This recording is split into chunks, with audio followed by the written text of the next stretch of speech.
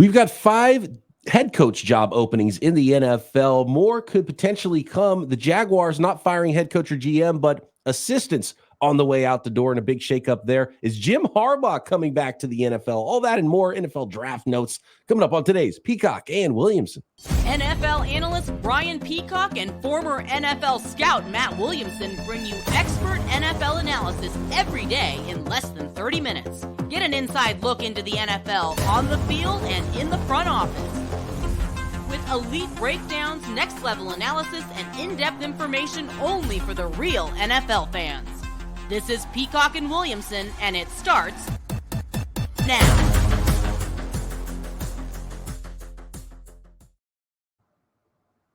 Welcome to the Peacock and Williamson NFL Show. Brian Peacock alongside Matt Williamson, as always, at BD Peacock, at Williamson NFL. By the way, hit us up on Twitter. Get involved in tomorrow's mailbag episode. You can also drop us a question on YouTube. Make sure you are subscribed up like all the everydayers are that we love so much here on the Locked On Podcast Network, on YouTube, or everywhere you get your podcast, your team every day. That's what we're doing. We're coming at you every day here on Peacock and Williamson on the Locked On Podcast Network. Today's episode of Peacock and Williamson is brought to you by PrizePicks, the easiest and most exciting way to play daily fantasy sports.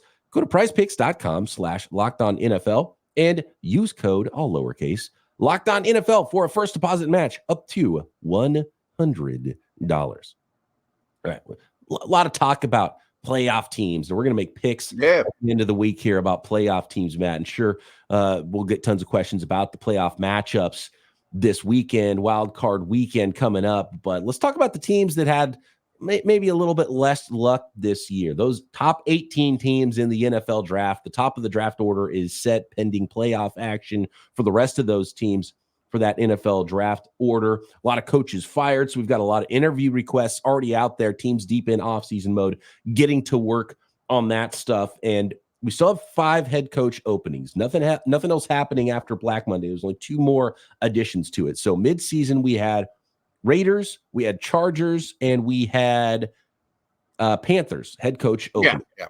And then the Commanders and the Atlanta Falcons were added to that. And it sounds like the Saints will not be added to the list. That's the latest out of New Orleans, is that Dennis Allen's job is safe. I thought he might be on the way out as well, with the whole Jameis Winston thing and how that ended there. When your quarterback is not following your plan on the football field, that looks real bad for everybody involved. So the fact that they're hanging on there is really interesting. We'll talk a little bit more about the Chicago Bears, and there still could be some head coach firings. It doesn't all have to happen on the day after the NFL season, but the New England's looming, Yeah, the New England. There's meetings. In fact, I think that are happening Tuesday morning, and we'll find out what that's all about. And Bill Belichick kind of put the ball in Robert Kraft's seat with his post season interview with reporters. He was basically, he's kind of like, it made it sound like he wanted to stay, but it was up to ownership there, which is kind of a smart move on his part. It's like, okay, why not hire me and continue to pay me,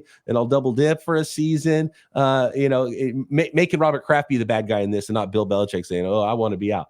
So it's gonna have to be a mutual parting ways there in New England if it is to happen, and that could still happen this week or next week or whenever, but it should happen soon here, because these teams need to go start to compete for the next guys that are going to come in. And then there's Vrabel and the Tennessee Titans, so a lot of those things still looming with head coach jobs. We still have 5 openings, and we're going to go through some of the head coach interviews and probably get some clues to who the next group of head coaches are going to be in the NFL. But one shakeup that is happening here Tuesday is the Jacksonville Jaguars, and there's a statement from head coach Doug Peterson, who is not fired, but he is changing a lot on his staff, it sounds like. And I don't know the exact names yet here, but this is a statement from Jacksonville Jaguars head coach Doug Peterson.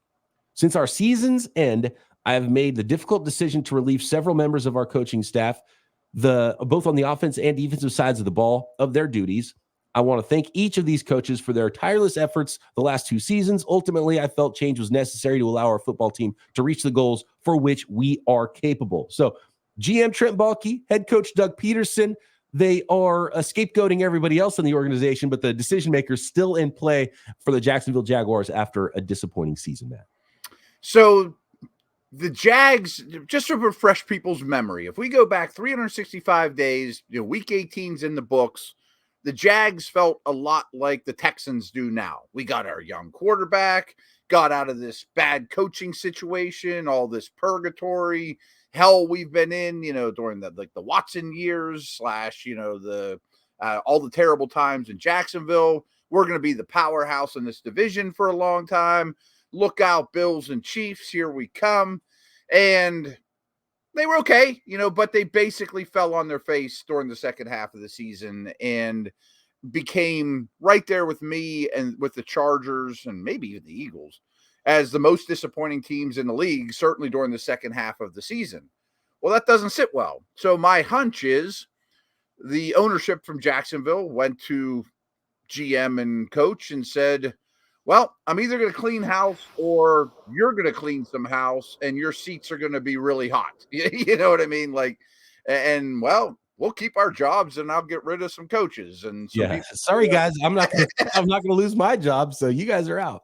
Not going to quite fall on that sword. And they're in a perplexing situation because they have a lot of bad contracts. Guys like Ridley's contract is up.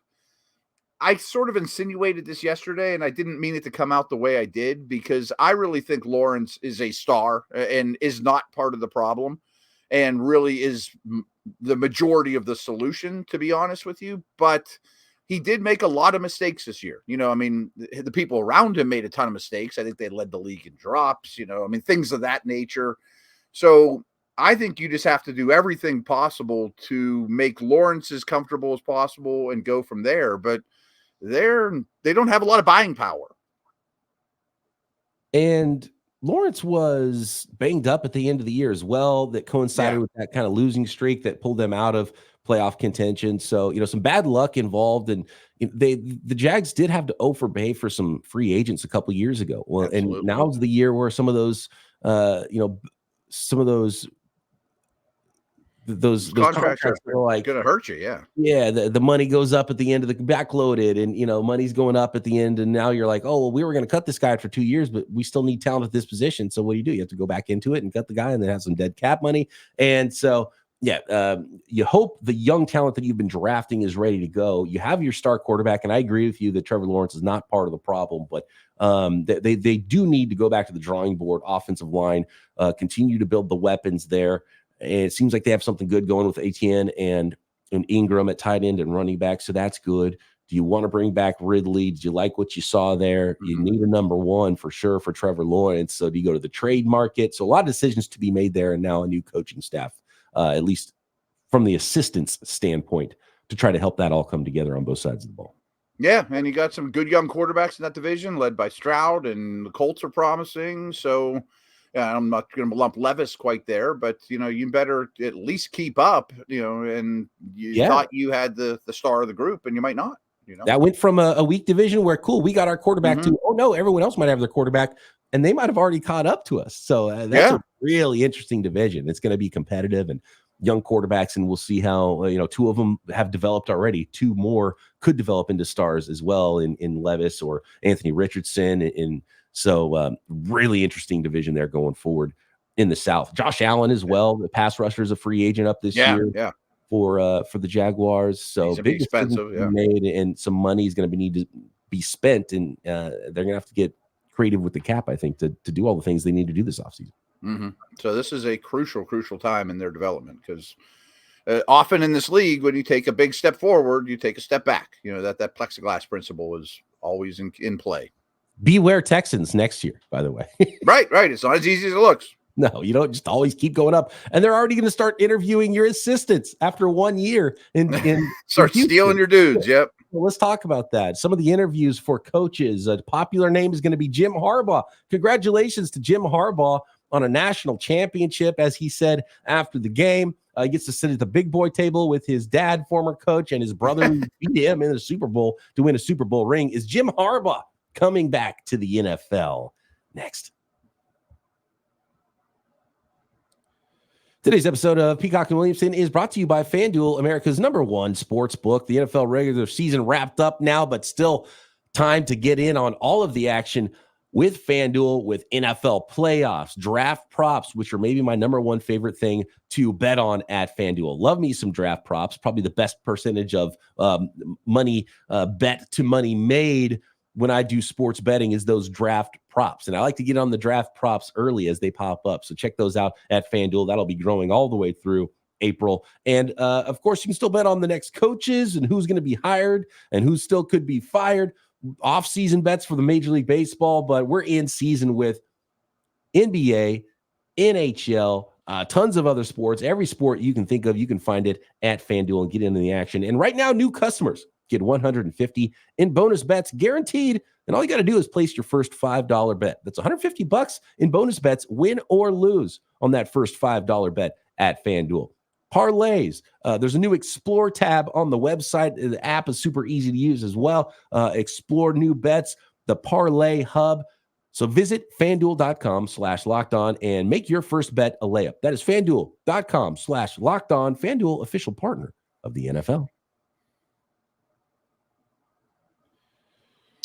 BP, while you were reading that wonderful FanDuel live read for us, I was being rude on my phone because I have some massive late-breaking news. And while we're on the air, I'm excited to talk about the national championship game and Harbaugh and all that, but Mike Vrabel was just fired. Wow, there it is. Okay. Per Adam Schefter. Yep. We pontificated on that fact 5 minutes ago, and now it looks like that is the real deal. Okay, so Mike Vrabel is now one of the fired coaches in the NFL. With the AFC South theme here, there's shakeup in Tennessee.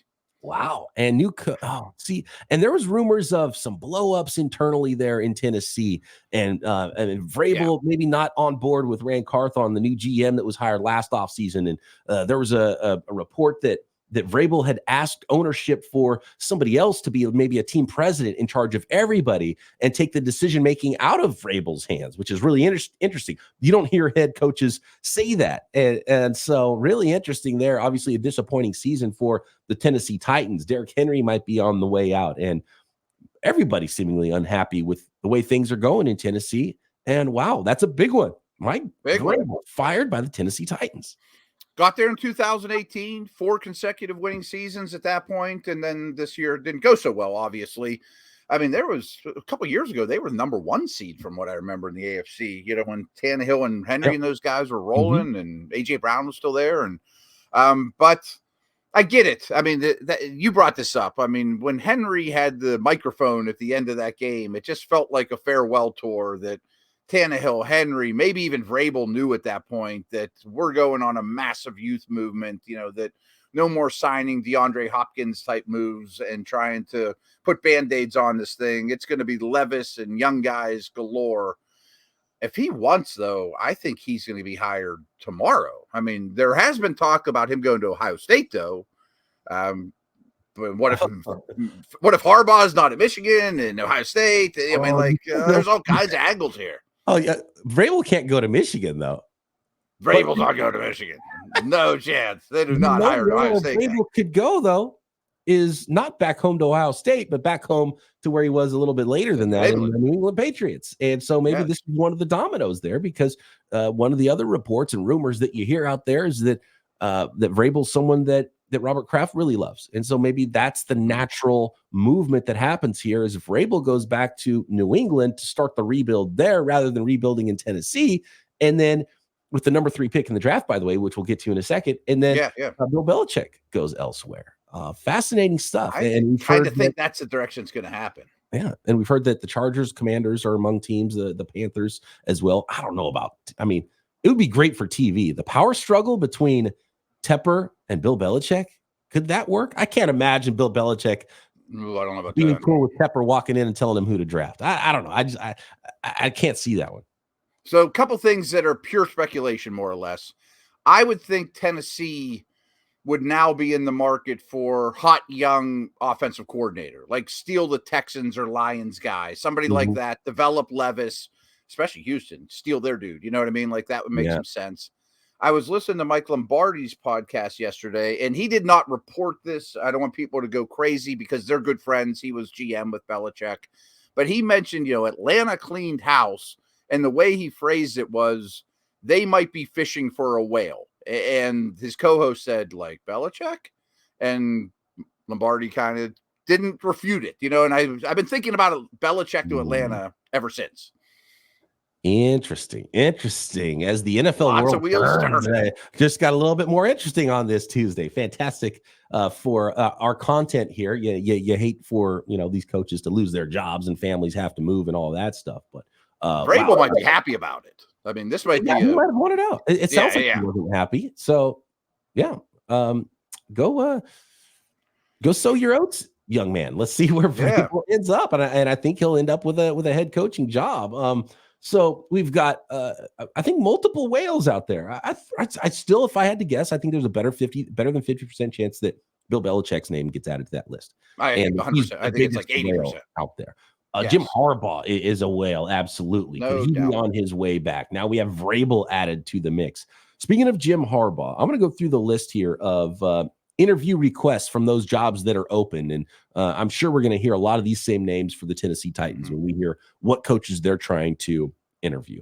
Let's start with the Chargers, because the first name on the list is Jim Harbaugh, that they're rumored to be interested in. They've put official requests in, and when it comes to NFL coaches, you have to officially request it. So, with a college coach, it can be more backdoor dealings with Jim Harbaugh. You don't have to have that paperwork in with the team that you're trying to request an interview from some of the assistants. But to go with Jim Harbaugh for the Chargers, a name we're going to see on every single list, Lions offensive coordinator Ben Johnson has been requested by the Chargers.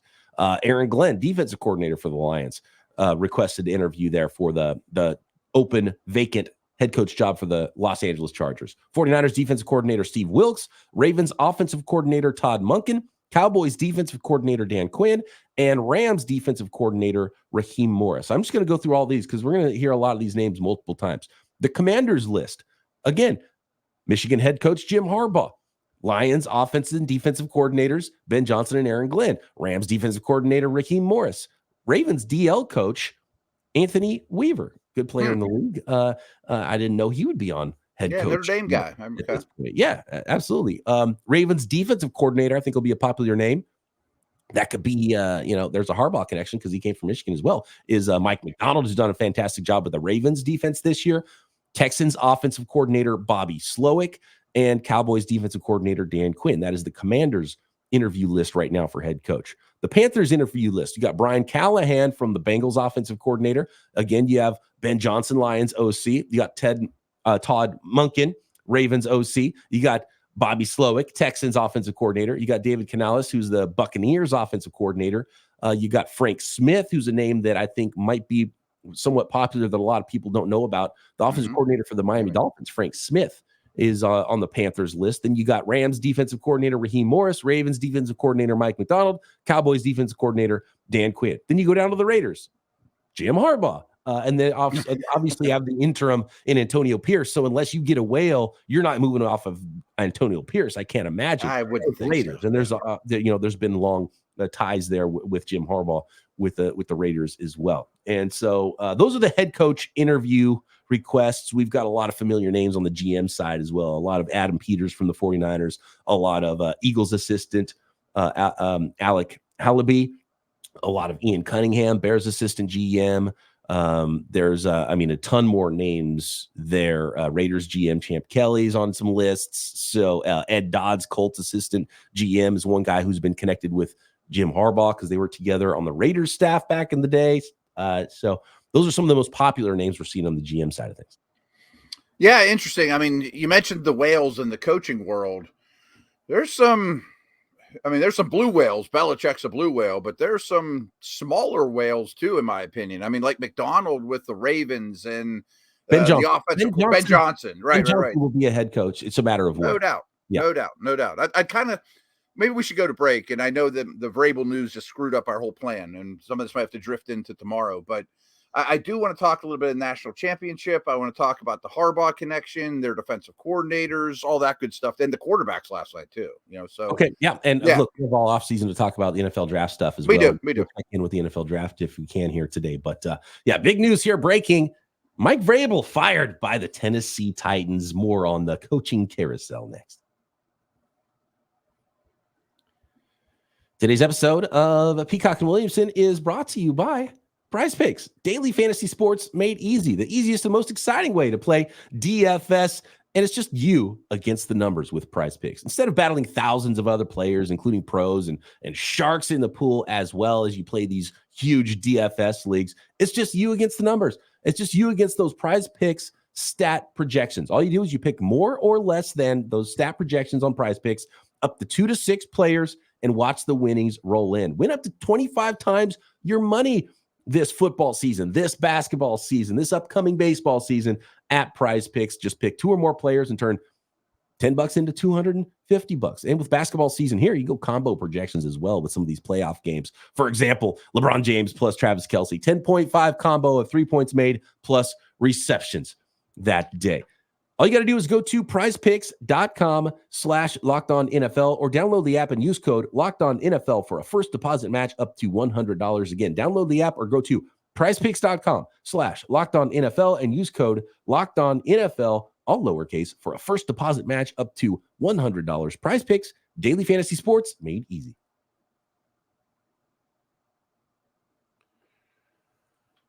All right. National championship. Let's finish up the conversation with Jim Harbaugh and the job he did, and kind of a thorough win by the Michigan Wolverines there, and really they stymied a really good Washington offense, and that's what stuck with me. That game was like 13-20 for 2 hours. It was like these teams can't score, and especially Washington. And then the dam kind of broke, and Michigan rolled away with the win.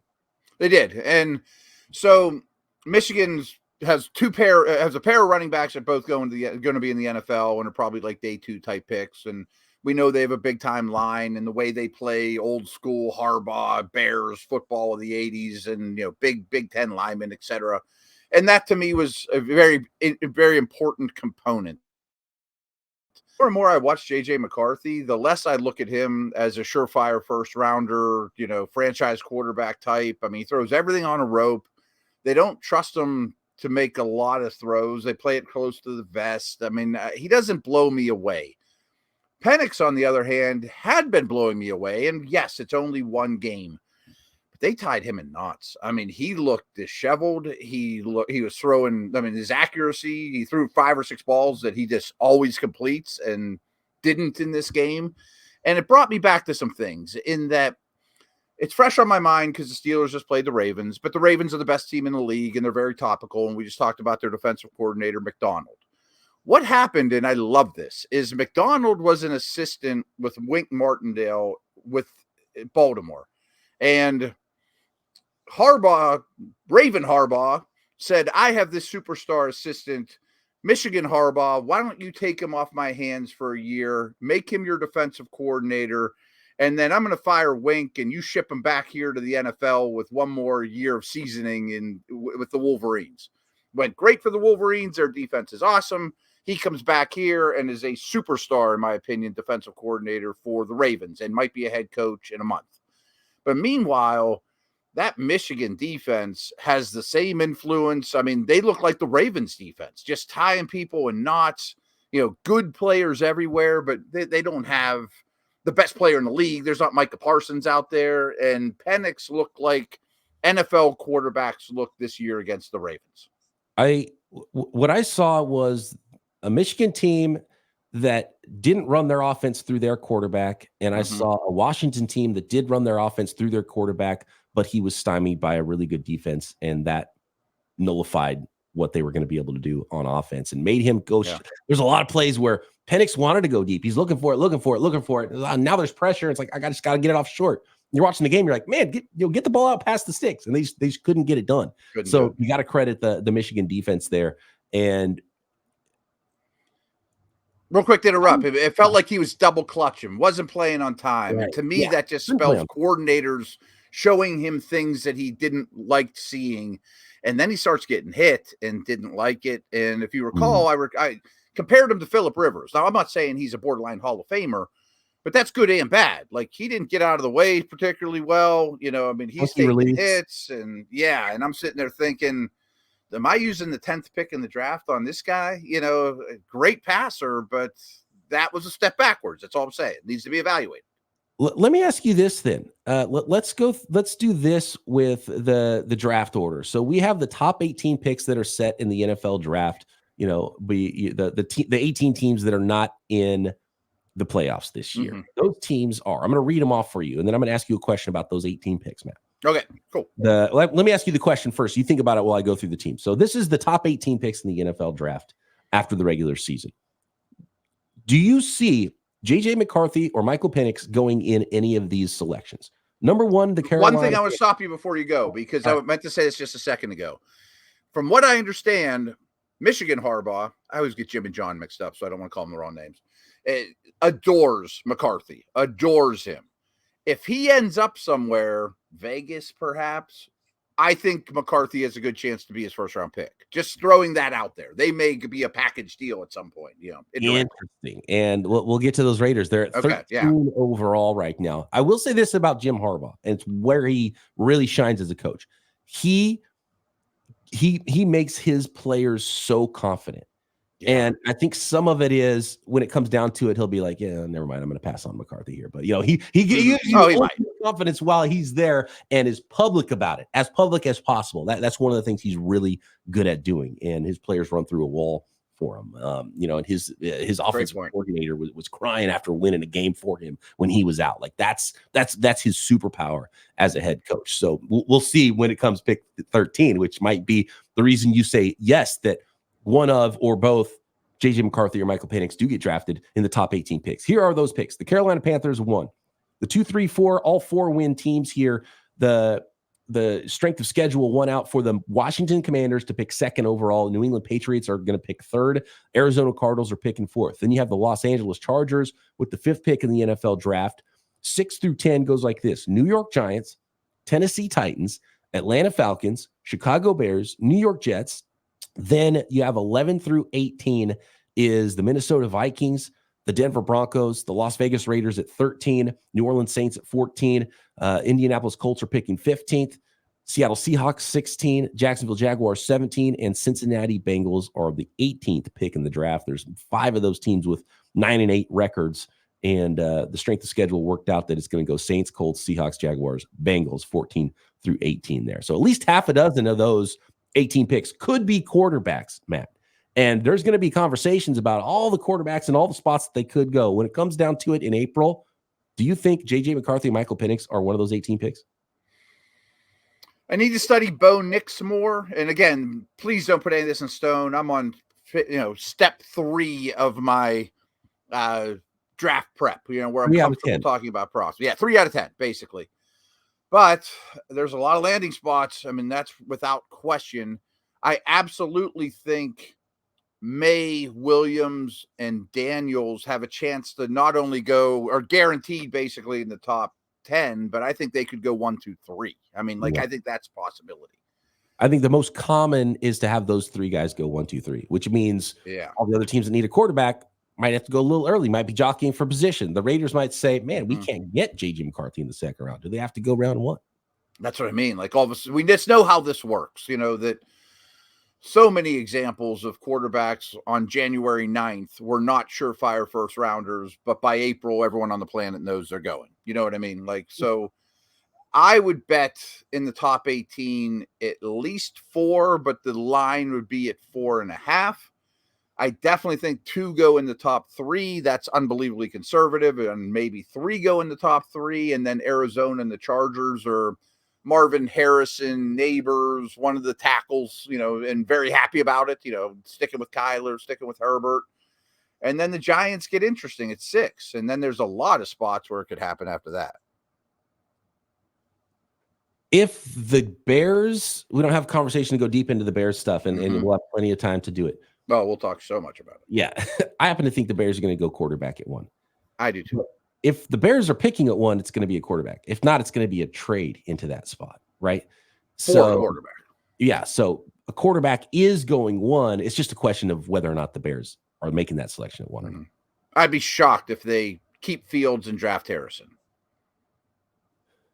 At 1. Oh, yeah. That's right. The least likely scenario of all. Exactly.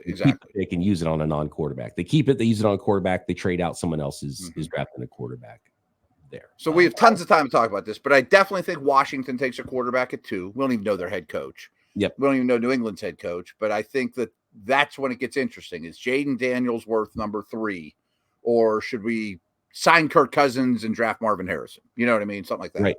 Yep. Or are they moving into the top 2?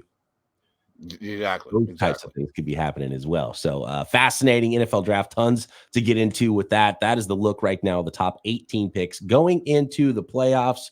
Your questions at PD Peacock, at Williamson NFL on Twitter. Drop a question in the YouTube comments, and we'll hit up our Wednesday mailbag, and we'll see if any other coaches get fired, any big shakeups in the NFL before tomorrow's episode. And then, of course, we're going to be previewing and making picks for Wild Card NFL playoff weekend, all coming up this week on Peacock and Williamson.